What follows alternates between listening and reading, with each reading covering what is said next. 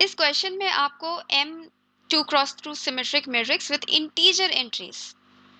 Then M is invertible if, पहले तो M लिख लीजिए जनरल, इन जनरल M मेरा कैसा दिखेगा अगर वो 2 क्रॉस 2 है और क्या है सिमेट्रिक भी है, सिमेट्रिक मतलब यहाँ C है यहाँ पे भी C होना चाहिए। इन्वर्टेबल की बात कर रहा है, M इज इन्वर्टेबल, इन्वर्टेबल कब होता है,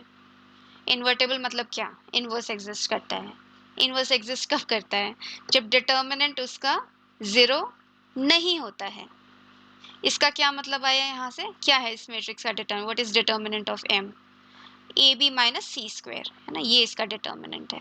इसको हमें चाहिए कि ये 0 ना हो। तब चलिए आगे बात करते हैं, ऑप्शन ए क्या बोल रहे हैं, the first column of M, first column बताइए AC, first column of M is equal to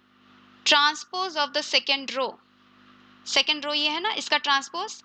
अगर रो वेक्टर है ट्रांसपोज करते हैं तो कॉलम वेक्टर बन जाता है CB, ओके ऐसे लिखिए CB transpose is equal to CB, okay transpose मतलब रो कॉलम, कॉलम रो हो जाता है, तो ये आ गया आपके पास,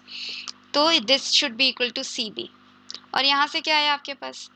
ऊपर से आया A is equal to C, नीचे से आया C is equal to B, मतलब तीनों ही लोग सेम है, तो M मैट्रिक्स क्या आ गया आपके पास, M मैट्रिक्स आ गया आपके पास A, सबको A लिख देते हैं क्योंकि सब सेम है ना, A। अब इसका डिटर्मिनेंट बताइए, डिटर्मिनेंट इसका आ गया A square minus A square 0, invertible हुआ नहीं हुआ, राइट, तो ये तो रॉन्ग हो गया, it's not invertible in this case. B देखिए, the second row of M, second row बताइए CB है ना, सेकेंड रो ऑफ M ये वाला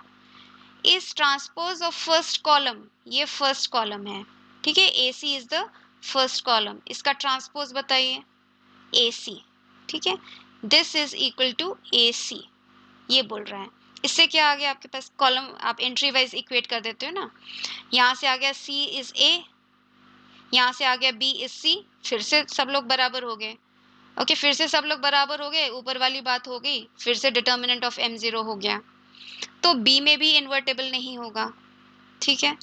C वाली देखिए बात, C बोल रहा है M is a diagonal matrix with non zero entries on the main diagonal, तो डायगोनल मैट्रिक्स मतलब क्या, कि नॉन डायगोनल एलिमेंट्स जो हैं वो 0 हैं,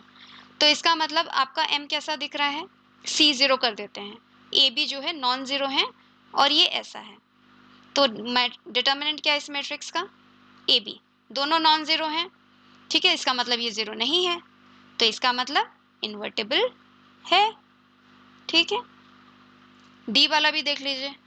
तो मतलब सी सही हो गया, okay? डी वाले में क्या बोल रहे हैं, the product of entries in the main diagonal, ठीक है, अब यही वाला मैट्रिक्स ले लेते हैं जो पहले लिखा था, तो ये बोल रहा है the product of the entries of the main diagonal, मतलब ए बी है ना, product of entries is not a square of N integer, ये जो है किसी भी तीसरे इंटीजर का स्क्वायर नहीं है, ये सी है, किसी भी तीसरे इंटीजर का स्क्वायर नहीं है, तो मतलब is not equal to N square for any M, ठीक है, तो इसका मतलब इसका डिटर्मिनेंट क्या है, मॉडुलस ऑफ एम क्या है, A B minus C square ना, और ए बी कभी भी किसी इंटीजर के स्क्वायर के बराबर नहीं है, तो इसका मतलब कभी भी सी स्क्वायर के भी इक्वल नहीं होगा, इसका मतलब अगेन क्या ये 0 नहीं है और ये इन्वर्टेबल है, ठीक है, तो डी भी सही हो गया, इजी था। चलिए नेक्स्ट देखते हैं।